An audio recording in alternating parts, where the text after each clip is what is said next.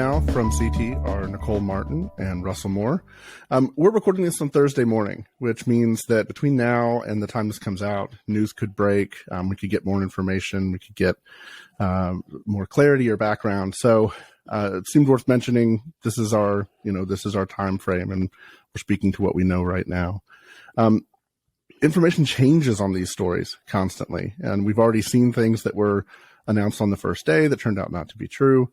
I actually spoke to an elder in the Nashville Presbytery this morning who reached out to me because there was one thing that broke last night. There was a story on Inside Edition where a former pastor of the church speculated that the shooter was being counseled by Chad Scruggs, the pastor whose daughter was killed. Speaking to this elder this morning, he just wanted to clarify this just simply wasn't true. This was speculation, and they had a desire to just clear that up. But that's the nature of these things is they're chaotic, they move quickly, and to me, even hearing from him this morning, it just reminded you of how deeply personal this stuff is. I think where we want to start the conversation, Russell, is with you. This is close to home, like literally, this is close to home for you. I'd love to hear you speak to what is happening right now in your community. What's happening amongst your friends? What's happening in Nashville in the church as they respond to this? Well, it's just a few miles from my house. I have a very dear and close friend whose children were there, who survived, but survived only because one was evacuated into the woods, and the other was locked down in a room, hearing all of this happening. And one of the uniquely wrenching aspects of this is Nashville's a fairly big city, but it's a very close-knit community. And almost everybody that I know, we're all connected to the people there, including several who were killed. And so I went last night from being with some folks who were going to a church service, mourning this, on over to Vanderbilt, where I was with students all evening, talking to people who are living through this. One parent said to me last night, "It's just I just keep jigsaw puzzle putting all of the events in my mind over and over again because it's like a horror movie." And I'm really angry.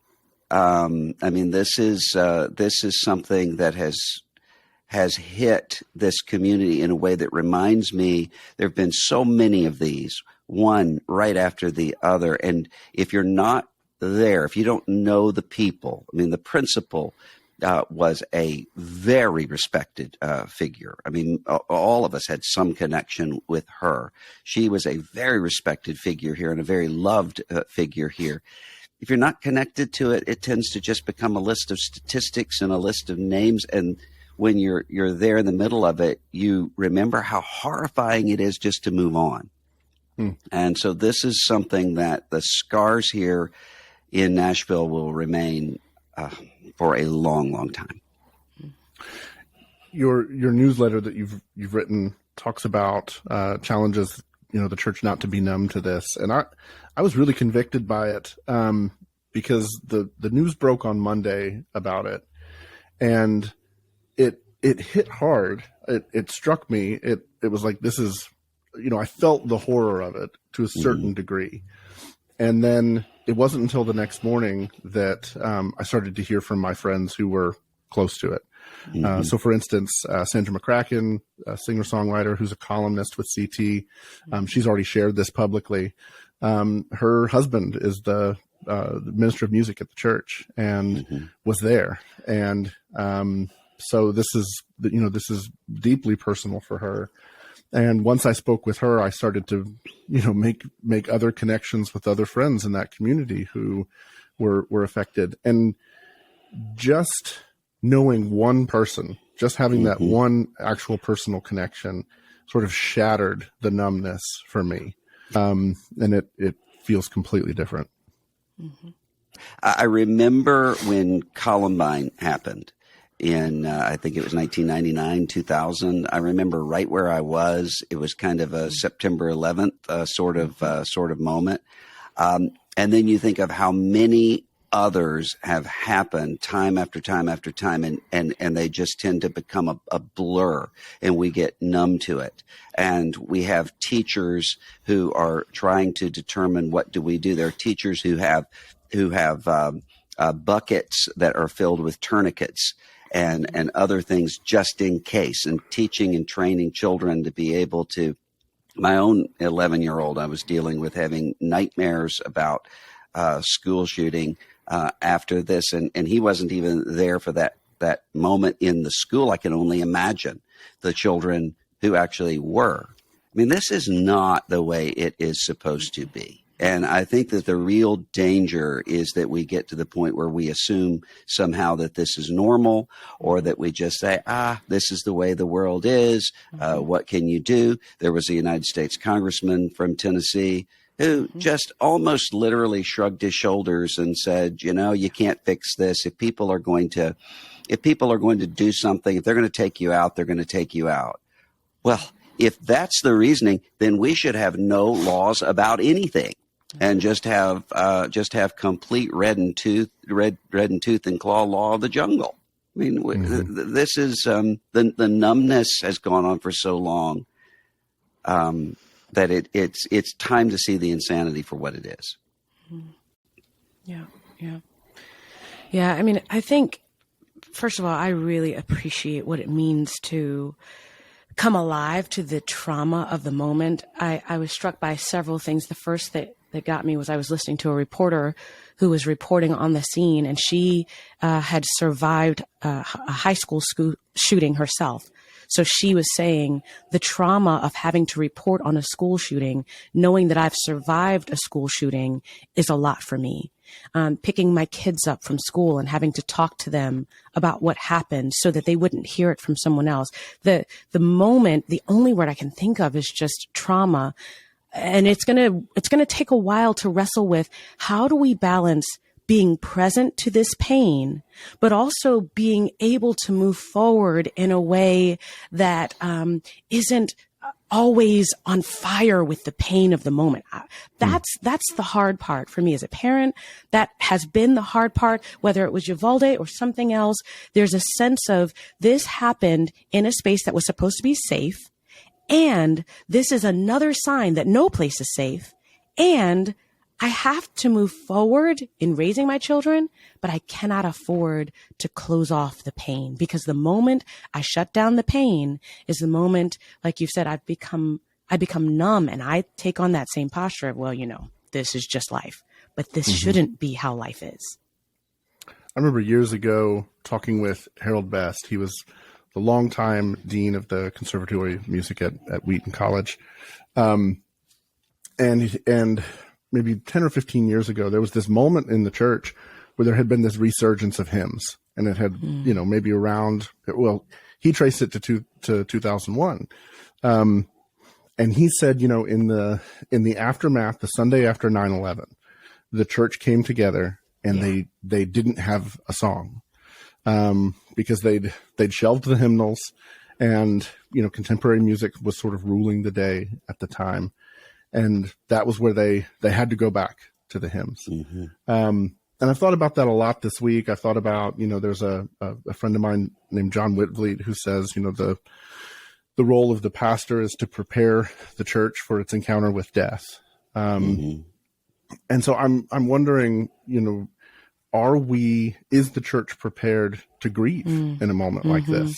Nicole, you talk about moving on. I know you're not saying simply forget it and move past. Absolutely. I know you're not saying Absolutely. that. But moving into it, even like, yes.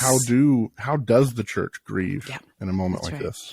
Well, it's funny you mentioned hymns. I was last night with Vanderbilt students, Christian Vanderbilt, some non-Christian students who came too, but mostly Christian ministries at Vanderbilt.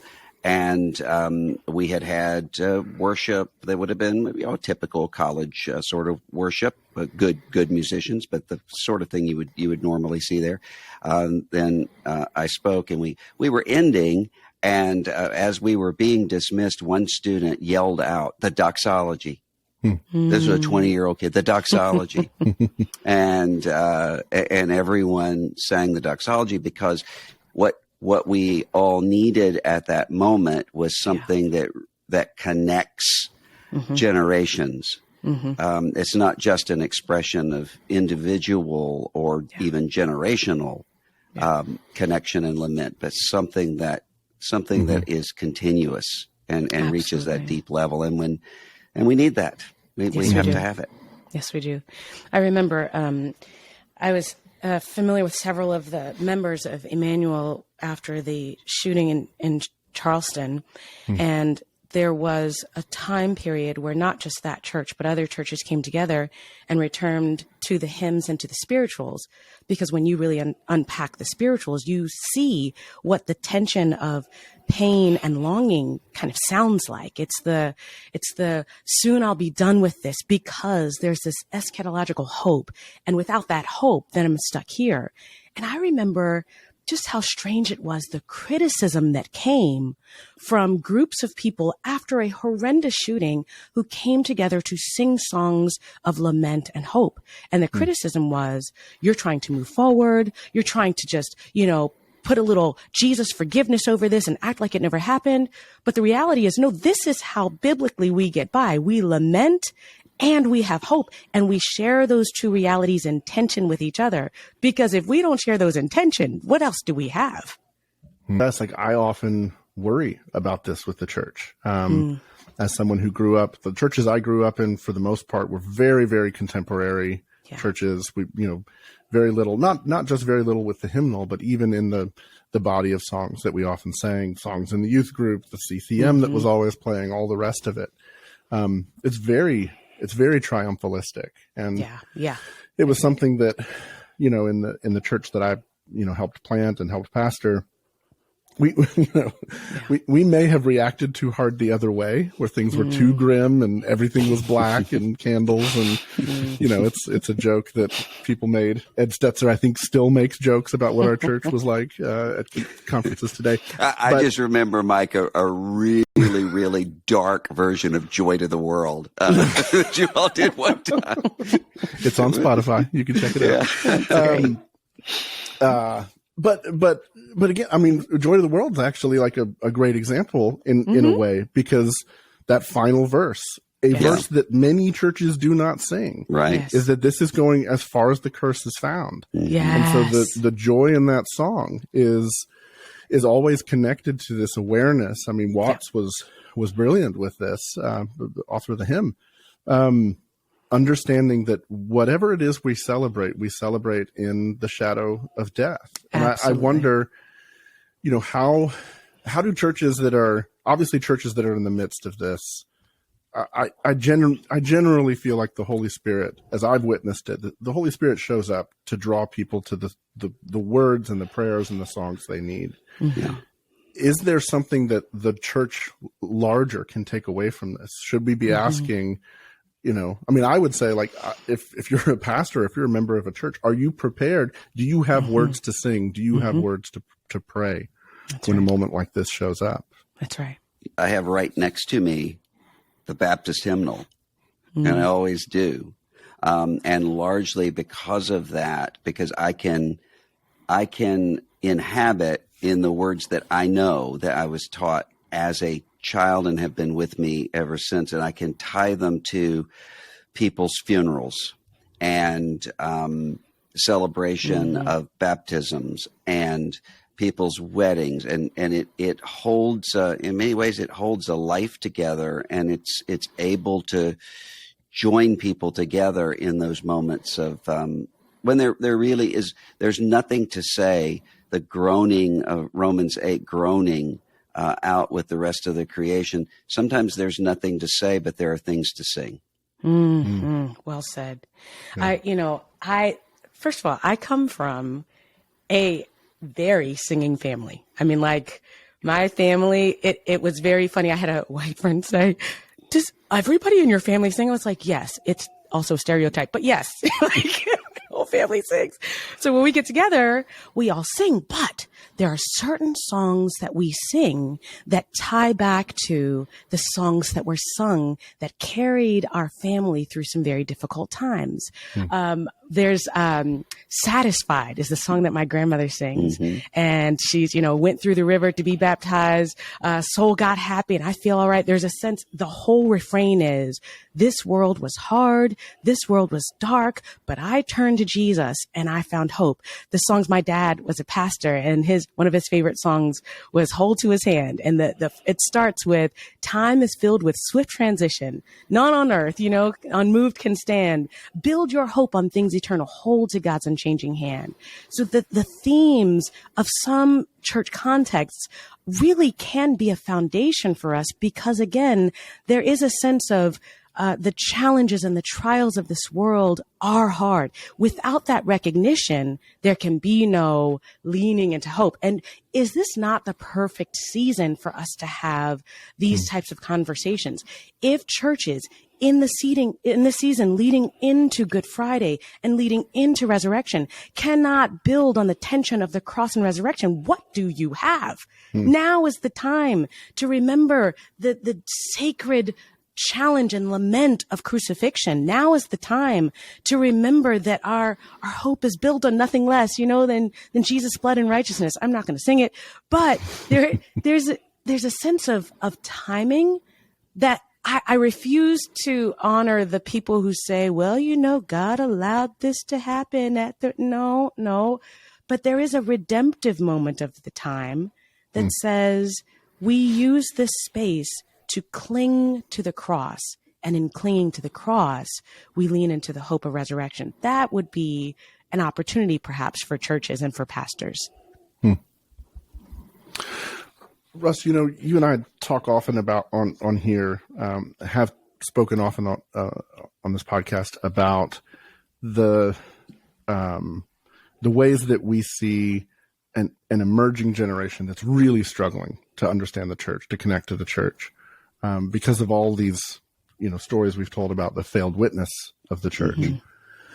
I wonder, what do you imagine, or what are you hearing? What did you hear at Vanderbilt from Christians who are in that space?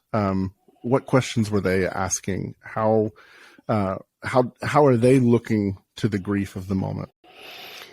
I think over the last week, I've been at University of Virginia, Baylor, and Vanderbilt right in a row, and seeing very similar things and similarly positive things happening among students there in all of those places. But last night, particularly at Vanderbilt, one of the things that I saw was a kind of bafflement and a sense of, why is this happening? And that always is the case, but it wasn't a theodicy question. It wasn't why is this happening with a good God, although that is an important question. It was, does anybody even care about this to address it? When you're living in a time where everything is so polarized and everything seems to be so hate-filled. So I think there was a lot of cognitive dissonance because they're seeing at the same time this sort of really broken American culture and moment, which can be seen even in just the way that some people responded immediately, just sort of going into their culture war canons of various kinds. But they're seeing that, and they're seeing the sense in Nashville, particularly a kind of what Wendell Berry means when he says membership of people belonging to one another and caring for one another. And so I think there was a sense of dissonance there. And what I said to one of them is, keep the dissonance, because both of those things are true. And if you lose sight of either one of them, then you're going to be led into either cynicism or despair. So hold them and hold them together. Yeah, well said. Mm-hmm. I've thought about a lot about the idea of grief as witness too. Yeah. And you have this story. You have so many examples of you just start to list out what our country's been through in the last 7-8 years, whether it's the pandemic, the George Floyd protests and the protests around that, the storming of the Capitol, violence in so many different ways. And, I think the temptation for the church and certainly the temptation for many Christians is to show up and say, everything's going to be all right. Yeah. Like a real quick, everything's going to be all right. And I wonder if the witness of being able to, something Sandra said yesterday, like being able to be like Jesus at the tomb of Lazarus and show up and weep, doesn't have an even more profound effect than pushing that positive, it's going to work out kind of narrative. Because not to take anything away from anything you've said, Nicole, about hope, I think that's absolutely true. But lament is always rooted in hope, because there's an acknowledgement that this is just simply not the way the world is meant to be. At the risk of going back to a hymn, crown him with many crowns, behold his hands inside, those wounds yet visible above, in beauty glorified.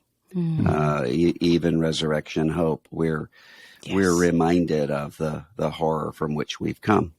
Absolutely. And it's necessary to have a cross-shaped and empty tomb-shaped life. Amen. Yeah, I was thinking, I absolutely agree with what the witness of grief looks like. I was wrestling with this. I've been wrestling with this for a while, actually, since my dad passed. And the wrestling has been, what does it look like to grieve and not make everything all right when things really are difficult? And the odd story that I kept coming to is the story of Rizpah in 2 Samuel 21, where Rizpah is the mother of one of 7 men who are killed, and their bodies are left out for months. And Rizpah stays and keeps vigil over their bodies for months until David does what is right, until he brings the justice that was due for these that was owed to these young men and their bodies. And the power of what it looks like to hold a grief vigil. What does that look like? It doesn't mean that I wear sackcloth and ashes, but it does mean that I don't have to rush to the point of justice too quickly. I can sit with the Lord in grief. I can hold a vigil of injustice, whether it was something I experienced myself or if it was an injustice done to someone else. There's a space in faith that allows me to cry out, how long, O Lord? There's a space in faith that allows me to say, as we've seen on many t-shirts, it's okay to not be okay. And I've been wrestling with this because I do believe you're right. I have seen the damage that comes from grieving people who have told other people, oh, I'm blessed and highly favored. I'm doing great. The next generation sees through that. They call that the cotton candy gospel. Every day is not always going to be better. Your best day is not always ahead. And how do you reconcile that in what I would say is a highly traumatized generation that has been exposed? My children have been exposed to more trauma at 8 and 10 than I was ever exposed to, thanks to all of social media and the news in 2020 and everything else. So I think you're right. The witness of grieving can be a witness inadvertently of hope if we can demonstrate that I'm okay holding vigil. I'm okay being not okay because I do believe that justice is coming. And until that time, I'm willing to wait. I'm willing to grieve and fight and struggle for it. I had a student at the University of Virginia last week who said, if Jesus is alive, why does everything suck? And I said, well, that actually is the question that goes all the way back Justin Martyr with Trypho, and then beyond that, that's the question in at the end of Luke, when Jesus is on the road to Emmaus, and the followers say, "We had hoped that he was going to be the one to redeem Israel," and they, in that moment of hopelessness, they didn't even recognize that he was walking with them until the breaking of bread, and there's a momentary flash. As T.S. Eliot would say, hints and guesses. There's those little flickering realization. And I think in moments like this, that's exactly what happens. We have to honestly face the horror. And we see those signposts in the middle of it, that we're not abandoned in the universe, where God is not gone. Jesus is, in fact, alive. And that's what I think can carry us through. Mm-hmm. Yeah, even as you say that, I think of Chesterton's little piece on the Book of Job and suffering in the Book of Job. And, he says Job spends so much of this book saying, when God shows up, he's going to explain it. It's going to make sense. And God shows up and goes, look at the ostrich. Look at these things. None of it makes sense. What makes you think it's going to make sense to you, that this is going to make sense? Yeah. And then Chesterton points out that on the other side of God saying, none of it's going to make sense to you, Job is happy because God is there. God is present. I think that's true for us now. So we will be right back.